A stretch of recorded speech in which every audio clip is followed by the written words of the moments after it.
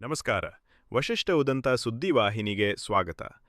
ಇಂದಿನ ಪಂಚಾಂಗ ಆಷಾಢ ಮಾಸ ಶುಕ್ಲಪಕ್ಷ ಅಷ್ಟಮಿ ತಿಥಿ ಚಿತ್ತಾ ನಕ್ಷತ್ರ ಮಂಗಳವಾರ. ಈ ದಿನ ಎಲ್ಲರಿಗೂ ಶುಭವಾಗಲಿ. ಇಂದಿನ ಮುಖ್ಯಾಂಶಗಳು. ಹುಣಸೂರಿನಲ್ಲಿ ಒಂದೇ ಕುಟುಂಬದ 4 ಮೃತದೇಹ ಪತ್ತೆ. ಪತ್ನಿ ಮತ್ತು 2 ಮಕ್ಕಳನ್ನು ಹತ್ಯೆಗೈದು ಬಳಿಕ ಪತಿ ನೇಣು ಬಿಗಿದುಕೊಂಡು ಆತ್ಮಹತ್ಯೆ ಮಾಡಿಕೊಂಡಿರುವ ಶಂಕೆ.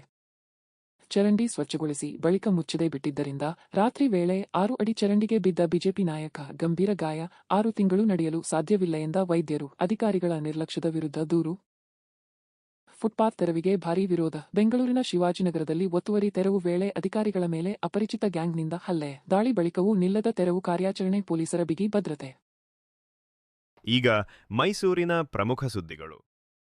ಹುಣಸೂರು ನಗರದ ನ್ಯೂ ಮಾರುತಿ ಬಡಾವಣೆಯಲ್ಲಿ ಮನಕಲಕುವ ಘಟನೆ ಬೆಳಕಿಗೆ ಬಂದಿದೆ. ಒಂದೇ ಮನೆಯಲ್ಲಿ ಪತ್ನಿ, 2 ಮಕ್ಕಳು ಹಾಗೂ ಪತಿಯ ಮೃತದೇಹ ಪತ್ತೆಯಾಗಿದ್ದು ಸ್ಥಳೀಯರಲ್ಲಿ ಆತಂಕ ಮೂಡಿಸಿದೆ. ಪ್ರಾಥಮಿಕ ಮಾಹಿತಿಯ ಪ್ರಕಾರ 40 ವರ್ಷದ ಹರೀಶ್ ತಮ್ಮ ಪತ್ನಿ ಮತ್ತು 2 ಮಕ್ಕಳನ್ನು ಹತ್ಯೆಗೈದು ಬಳಿಕ ನೇಣು ಬಿಗಿದು ಆತ್ಮಹತ್ಯೆ ಮಾಡಿಕೊಂಡಿರುವ ಶಂಕೆ ವ್ಯಕ್ತವಾಗಿದೆ. ಘಟನೆಗೆ ನಿಖರ ಕಾರಣ ಇನ್ನೂ ತಿಳಿದುಬಂದಿಲ್ಲ. 3 ದಿನಗಳ ಹಿಂದೆಯೇ ಹರೀಶ್ ಅವರು ತಮ್ಮ ತಾಯಿಯನ್ನು ಅಜ್ಜಿ ಮನೆಗೆ ಕಳುಹಿಸಿದ್ದರೆಂದು ತಿಳಿದುಬಂದಿದೆ. ಮಾಹಿತಿ ತಿಳಿಯುತ್ತಿದ್ದಂತೆ ಹುಣಸೂರು ನಗರ ಪೊಲೀಸರು ಸ್ಥಳಕ್ಕೆ ಭೇಟಿ ನೀಡಿ ಪರಿಶೀಲನೆ ನಡೆಸಿ ಪ್ರಕರಣ ದಾಖಲಿಸಿಕೊಂಡಿದ್ದಾರೆ. ಮೃತದೇಹಗಳನ್ನು ಮರಣೋತ್ತರ ಪರೀಕ್ಷೆಗೆ ರವಾನಿಸಲಾಗಿದ್ದು ಘಟನೆಗೆ ಕಾರಣವೇನು ಎಂಬುದನ್ನು ವಿವಿಧ ಆಯಾಮಗಳಲ್ಲಿ ತನಿಖೆ ನಡೆಸಲಾಗುತ್ತಿದೆ. ಮಾಡ್ಕತ್ತಾರಂತ ನನಗೆ ಗೊತ್ತಿಲ್ಲ. ಆದ್ರೆ ಈ ತರ ನಮಗ್ ಬೇಕಾಗಿಲ್ಲ. ನಮಗ್ ಬುದ್ಧಿ ಹೇಳ್ತಾ ಇದ್ರು. ನಮ್ಗೆ ಅವರು ನಮ್ಮ ಬೆನ್ ಹಿಂದ್ಗಡೆ ನಿಂತಿದ್ರು. ಆದ್ರೆ ಇವರೇ ಹೋದ್ಮೇಲೆ ನಾವೇನು ಮಾಡಕ್ ಆಗಲ್ಲ. ನಿನ್ನೆನೂ ನನಗ್ ಫೋನ್ ಮಾಡಿ ಮಾತಾಡಿದಾರೆ. ಏನು ಅಂತ ವಿಷಯ ಗೊತ್ತಿಲ್ಲ. ಆದ್ರೆ ದಯವಿಟ್ಟು ಅವ್ರು ಯಾರ್ಗೆ ಏನ್ ಮಾಡೋರ ಏನು, ಎಲ್ಲಾರ್ಗು ಒಳ್ಳೇದೇ ಮಾಡಿರೋದವ್ರು, ಯಾರಿಗೂ ಕೆಟ್ಟ ಮಾಡಿಲ್ಲ. ಅವ್ರು ಎಲ್ಲಾರ್ಗು ಒಳ್ಳೇದೇ ಮಾಡಿರೋದವ್ರು. ಹರೀಶ್ ಅಂದ್ಬಿಟ್ಟು ಎಲ್ಲ ಇಡೀ ಹುಣಸೂರ್ಗೆ ಗೊತ್ತು. ಚೆನ್ನಾಗೇ ಮಾಡಿರೋದವ್ರು. ಏನು ಮಾಡಿಲ್ಲ ಅವ್ರು. ಸಾಲ ಆಗಿಲ್ಲ ಅವ್ರಿಗೆ ಏನು ಇಲ್ಲ. ಬೇಕಾದಷ್ಟಿದೆ ಅವ್ರ ಹತ್ರ. ಆದ್ರೆ ಈ ತರ ಮಾಡ್ಕತ್ತಾರಂತ ನಮಗ್ ಗೊತ್ತಿಲ್ಲ. ದಯವಿಟ್ಟು ಅವ್ರ ಆತ್ಮಕ್ ಶಾಂತಿ ಸಿಗ್ಲಿ ಅನ್ಬಿಟ್ಟು ಕೇಳ್ಕತೀನಿ ಅಷ್ಟೇ. ರಾತ್ರಿ 8:59 ಫೋನ್ ಮಾಡಿದ್ದಾರೆ ನನಗೆ. ಫೋನ್ ಮಾಡಿ ನಾನು ಎತ್ತಿಲ್ಲ ಫೋನು. ಬೆಳಿಗ್ಗೆ ಒಂದು 23 ನಿಮಿಷ ನಾನು ಬೆಳಿಗ್ಗೆ ಮಾರ್ನಿಂಗ್ ಮಾತಾಡಿದ್ದೀನಿ. 23 ನಿಮಿಷ ನಾನು ಮಾತಾಡಿದ್ದೀನಿ ಅವ್ರ ಹತ್ರ. ಇದ್ರ ಬಗ್ಗೆ ಏನ್ ಹೇಳಿಲ್ಲ. ನನಗ್ ಬರಕ್ ಕೇಳಿದ್ರು. ನಮ್ಮ ಮಂಜು ಒಳ್ಳೆ ನರಸೀಪುರದಿಂದ ಬರ್ತಾ ಇದ್ದಾರೆ, ಬನ್ನಿ. ಆಮೇಲೆ ಮೈಸೂರು ಮಣಿ, ಆಮೇಲೆ ನೀನ್ ಬಾ, ಎಲ್ಲರೂ ಸೇರ್ಗಳದ ಬನ್ನಿ ಅಂತ ನನಗ್ ಕರೆದ್ರು. ಆದ್ರೆ ಏನಂತ ವಿಷಯ ಗೊತ್ತಿಲ್ಲ. ಆಮೇಲೆ ರಾತ್ರಿನೂ ಫೋನ್ ಮಾಡಿದ್ರೆ ನಾನು ಫೋನ್ ಎತ್ತಿಲ್ಲ. ಏನು ಅಂತ ವಿಷಯ ಗೊತ್ತಿಲ್ಲ. ಮೈಸೂರು ಜಿಲ್ಲೆಯ ಟಿ ನರಸೀಪುರ ಪಟ್ಟಣದಲ್ಲಿ ಪಶ್ಚಿಮ ಬಂಗಾಳ ಮೂಲದ ಕಲ್ಪನಾ ಮುಂಡಾ ಎಂಬ ಯುವತಿಯನ್ನು ಟಿ ನರಸೀಪುರ ಖಾಸಗಿ ಬಸ್ ನಿಲ್ದಾಣದ ಸಮೀಪದಿಂದ ಅಪಹರಿಸಿ ಬಳಿಕ ಚಾಮರಾಜನಗರ ಜಿಲ್ಲೆಯ ಸಂತೆ ಮರಳ್ಳಿ ಸಮೀಪದ ಲಾಡ್ಜ್ಗೆ ಕರೆದೊಯ್ಯಲಾಗಿದೆ. ಅಲ್ಲಿ 3 ಆರೋಪಿಗಳು ಲೈಂಗಿಕ ದೌರ್ಜನ್ಯ ಎಸಗಿದ್ದಾರೆ ಎಂಬ ಆರೋಪ ಕೇಳಿಬಂದಿದೆ. ಪ್ರಕರಣ ದಾಖಲಾದ ತಕ್ಷಣ ಕಾರ್ಯಾಚರಣೆ ನಡೆಸಿದ ಪೊಲೀಸರು ಕೇವಲ 24 ಗಂಟೆಗಳೊಳಗೆ ಟಿ ನರಸೀಪುರ ನಿವಾಸಿಗಳಾದ ಕಿರಣ್, ಕಿಶೋರ್ ಹಾಗೂ ರಿಯಾನ್ ಅವರನ್ನು ಬಂಧಿಸುವಲ್ಲಿ ಯಶಸ್ವಿಯಾಗಿದ್ದಾರೆ. ಆರೋಪಿಗಳನ್ನು ನ್ಯಾಯಾಲಯಕ್ಕೆ ಹಾಜರುಪಡಿಸಿ ನ್ಯಾಯಾಂಗ ಬಂಧನಕ್ಕೆ ಒಪ್ಪಿಸಲಾಗಿದೆ. ಟಿ ನರಸೀಪುರ ಪೊಲೀಸ್ ಠಾಣೆಯಲ್ಲಿ ಪ್ರಕರಣ ದಾಖಲಾಗಿದ್ದು ಘಟನೆಯ ಎಲ್ಲ ಆಯಾಮಗಳ ಕುರಿತು ಪೊಲೀಸರು ಸವಿಸ್ತಾರ ತನಿಖೆ ಮುಂದುವರೆಸಿದ್ದಾರೆ. ಸಂತ್ರಸ್ತೆಗೆ ಅಗತ್ಯ ವೈದ್ಯಕೀಯ ಪರೀಕ್ಷೆ ಹಾಗೂ ಕಾನೂನು ನೆರವು ಒದಗಿಸಲಾಗಿದ್ದು ತನಿಖೆಯ ವರದಿ ಆಧರಿಸಿ ಮುಂದಿನ ಕ್ರಮ ಕೈಗೊಳ್ಳಲಾಗುವುದು ಎಂದು ಪೊಲೀಸರು ತಿಳಿಸಿದ್ದಾರೆ. ಈಗ ಹಾಸನದ ಪ್ರಮುಖ ಸುದ್ದಿಗಳು. ಹಾಸನ ಜಿಲ್ಲೆಯ ಅರಕಲಗೂಡು ಪಟ್ಟಣದ ಕರ್ನಾಟಕ ಗ್ರಾಮೀಣ ಬ್ಯಾಂಕ್ನಲ್ಲಿ ಸಿಬ್ಬಂದಿಯನ್ನು ಬ್ಯಾಂಕ್ನೊಳಗೆ ತಡೆದಿಟ್ಟಿರುವ ಘಟನೆ ಸಾಮಾಜಿಕ ಜಾಲತಾಣಗಳಲ್ಲಿ ಭಾರೀ ಚರ್ಚೆಗೆ ಗ್ರಾಸವಾಗಿದೆ. ಕಚೇರಿ ಸಮಯ ಮುಗಿದ ಬಳಿಕವೂ ಸಿಬ್ಬಂದಿ ಹೊರಗೆ ಹೋಗದಂತೆ ಶಾಖಾ ವ್ಯವಸ್ಥಾಪಕರು ಮುಖ್ಯ ಗೇಟ್ಗೆ ಬೀಗ ಹಾಕಿದ್ದಾರೆ. ಅಧಿಕೃತ ಕೆಲಸದ ಅವಧಿ ಸಂಜೆ 5 ಗಂಟೆಗೆ ಮುಗಿದಿದ್ದರೂ ಕ್ಲರ್ಕ್ ಅವರನ್ನು ಸಂಜೆ 6 ಗಂಟೆಯಾದರೂ ಮನೆಗೆ ತೆರಳಲು ಅವಕಾಶ ನೀಡಿಲ್ಲ ಎನ್ನಲಾಗಿದೆ. ತಮ್ಮ ಕೆಲಸ ಪೂರ್ಣಗೊಳಿಸಿದ್ದೇನೆ ಎಂದು ಸಿಬ್ಬಂದಿ ಹೇಳಿದರೂ ಓವರ್ ಟೈಮ್ ಕಡ್ಡಾಯ ಎಂದು ಮ್ಯಾನೇಜರ್ ಸೂಚಿಸಿದ್ದಾಗಿ ಆರೋಪಿಸಲಾಗಿದೆ. ಘಟನೆಗೆ ಸಂಬಂಧಿಸಿದ ವಿಡಿಯೋ ವೈರಲ್ ಆಗುತ್ತಿದ್ದಂತೆ ಸಾರ್ವಜನಿಕರು ಹಾಗೂ ವಿವಿಧ ವಲಯದವರು ಶಾಖಾ ವ್ಯವಸ್ಥಾಪಕರ ನಡೆಗೆ ಆಕ್ಷೇಪ ವ್ಯಕ್ತಪಡಿಸಿದ್ದಾರೆ.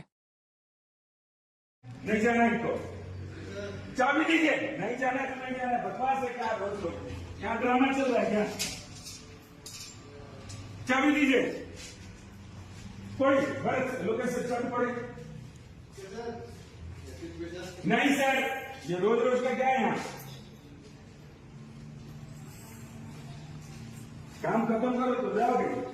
सर मेरा 5 बजे का टाइम है और अभी 6 बज रहे हैं। नहीं काम 5 बजे का टाइम नहीं है। 5 बजे के बाद आपको ओवर टाइम मिलेगा।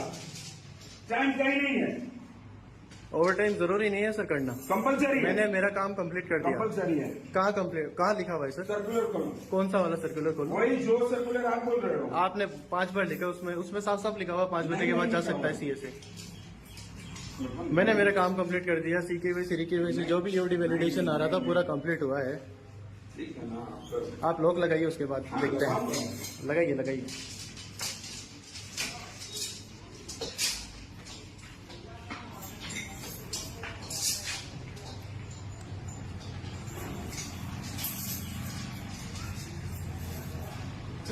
क्यों लगाया सर लॉक? हाँ लॉक नहीं बोलो। रीजन मुझे चाबी दीजिए, दूसरे का नहीं बोलो। रीजन सर नहीं बताऊंगा। आप प्रूफ करो कि क्यों आपको जाना है। मेरा काम कंप्लीट हो गया सर। नहीं हुआ है। प्री-KYC CKYC जितना बोला गया था सारा कंप्लीट हो गया है। चाबी दो, दूसरा चाबी क्या है? ओके सर, चाबी दीजिए सर। लो, पड़ी। ರಾಷ್ಟ್ರೀಯ ಪರೀಕ್ಷಾ ಸಂಸ್ಥೆ ಎನ್ಟಿಎ ನಡೆಸುವ ನೀಟ್ ಹಾಗೂ ಜೆ ಸೇರಿದಂತೆ ಸ್ಪರ್ಧಾತ್ಮಕ ಪರೀಕ್ಷೆಗಳಲ್ಲಿ ನಡೆದಿರುವ ಅಕ್ರಮಗಳನ್ನು ಖಂಡಿಸಿ ಪರೀಕ್ಷಾ ವ್ಯವಸ್ಥೆಯಲ್ಲಿ ಪಾರದರ್ಶಕತೆ ಕಾಪಾಡುವಂತೆ ಒತ್ತಾಯಿಸಿ ಜಿಲ್ಲಾ ಜನಪರ ಚಳುವಳಿಗಳ ಒಕ್ಕೂಟದ ವತಿಯಿಂದ ನಗರದಲ್ಲಿ ಸೋಮವಾರ ಪ್ರತಿಭಟನೆ ನಡೆಯಿತು. ನಗರದ ಹೇಮಾವತಿ ಪ್ರತಿಮೆ ಮುಂಭಾಗದಿಂದ ಆರಂಭವಾದ ಮೆರವಣಿಗೆ ಎನ್ಆರ್ ವೃತ್ತ ಹಾಗೂ ಬಿಎಂ ರಸ್ತೆ ಮೂಲಕ ಜಿಲ್ಲಾಧಿಕಾರಿ ಕಚೇರಿಗೆ ತಲುಪಿತು. ಪ್ರತಿಭಟನಾಕಾರರು ಅಪರ ಜಿಲ್ಲಾಧಿಕಾರಿಗಳಿಗೆ ಮನವಿ ಸಲ್ಲಿಸಿ ಕೇಂದ್ರ ಶಿಕ್ಷಣ ಸಚಿವ ಧರ್ಮೇಂದ್ರ ಪ್ರಧಾನ್ ಅವರು ನೈತಿಕ ಹೊಣೆ ಹೊತ್ತು ರಾಜೀನಾಮೆ ನೀಡಬೇಕು ಎಂದು ಆಗ್ರಹಿಸಿದರು. ಇದೇ ವೇಳೆ ನೀಟ್ ಅಕ್ರಮದ ವಿರುದ್ಧ ಅಮರಣಾಂತ ಉಪವಾಸ ನಡೆಸುತ್ತಿರುವ ಸೋನಂ ವಾಂಗ್ಚುಕ್ ಅವರಿಗೆ ಬೆಂಬಲ ಸೂಚಿಸಿದರು. ವಿದ್ಯಾರ್ಥಿಗಳ ಭವಿಷ್ಯದೊಂದಿಗೆ ಆಟವಾಡುವಂತಹ ಪರೀಕ್ಷಾ ಅಕ್ರಮಗಳನ್ನು ತಡೆಯಲು ಕೇಂದ್ರ ಸರ್ಕಾರ ಕಟ್ಟುನಿಟ್ಟಿನ ಕ್ರಮ ಕೈಗೊಂಡು ಪಾರದರ್ಶಕ ಹಾಗೂ ವಿಶ್ವಾಸಾರ್ಹ ಪರೀಕ್ಷಾ ವ್ಯವಸ್ಥೆಯನ್ನು ಜಾರಿಗೊಳಿಸಬೇಕು ಎಂದು ಪ್ರತಿಭಟನಾಕಾರರು ಒತ್ತಾಯಿಸಿದರು. 2026 ನೀಟ್ ಪೇಪರ್ ಲೀಕ್ ಆಗಿದೆ. ಅದರ ರೆಸ್ಪಾನ್ಸಿಬಿಲಿಟಿ ಮತ್ತು ಅಕೌಂಟಬಿಲಿಟಿನ ಯಾರೂ ತಗೋತಾ ಇಲ್ಲ. ಧರ್ಮೇಂದ್ರ ಪ್ರಧಾನ್ ಎಜುಕೇಷನ್ ಮಿನಿಸ್ಟ್ರಿ ಅವರು ರಿಸೈನ್ ಮಾಡಬೇಕು.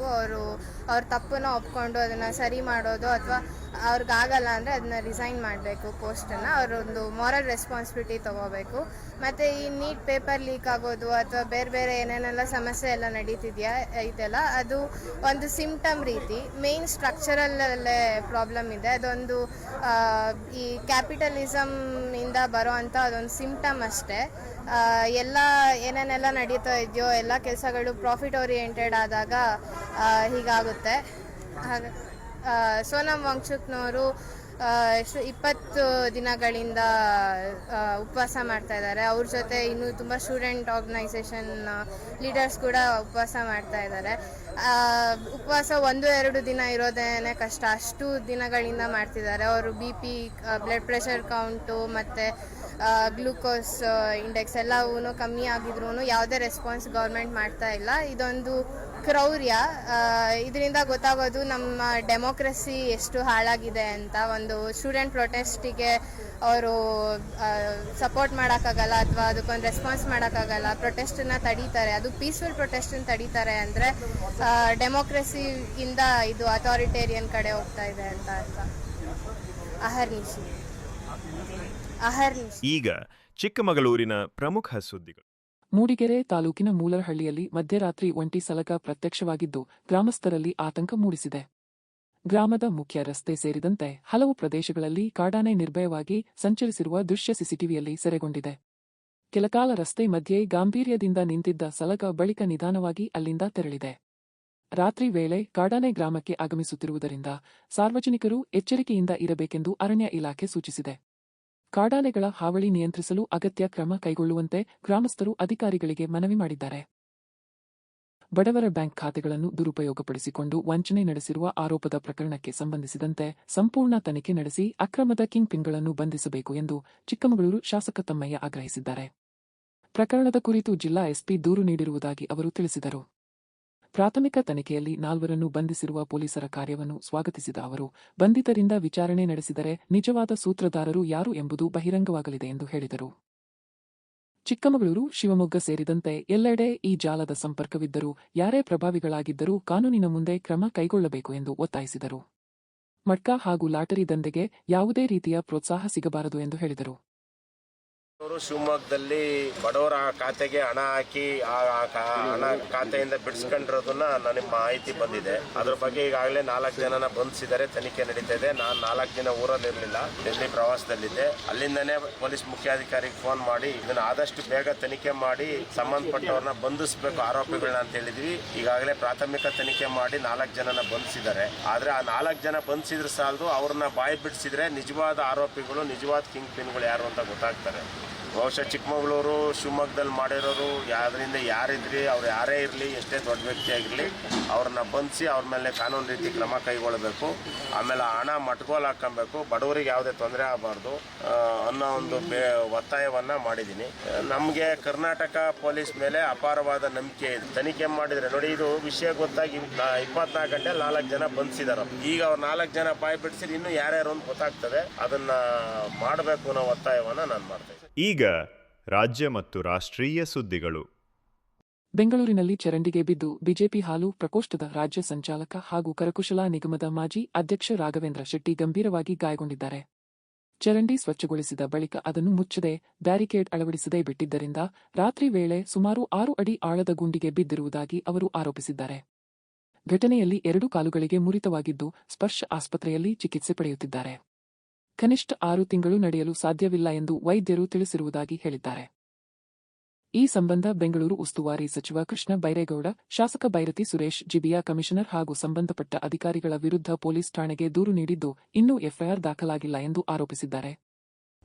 ನೋಡಿ, ಮೊನ್ನೆ ದಿವಸ ರಾತ್ರಿ 7 ಗಂಟೆ 45 ನಿಮಿಷಕ್ಕೆ ನಾನು ಡಾಲರ್ಸ್ ಕಾಲೋನಿಯಲ್ಲಿರುವ 80 ಫೀಟ್ ರೋಡ್ನಲ್ಲಿ ನನ್ನ BRS ಗ್ರೂಪ್ನ ಕಚೇರಿ ಇದೆ.